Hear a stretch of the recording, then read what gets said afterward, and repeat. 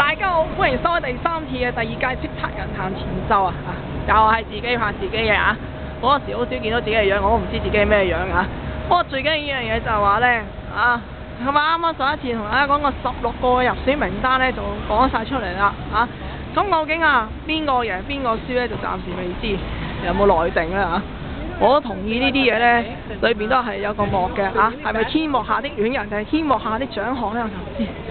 不過最近咧又聽到有啲人咧就講咗句潮語，嗰句潮語意思咧就係話寧入殮房就不入扒房喎，係咩意思咧？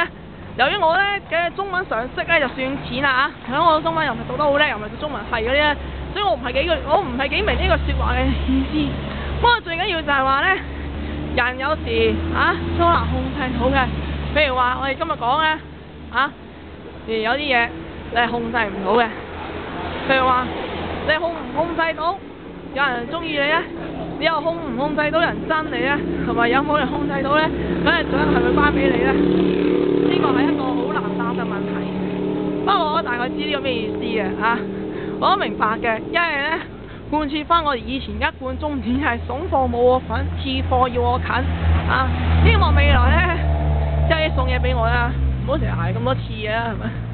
好啦，今次講呢度，我哋下一次再啦，拜拜。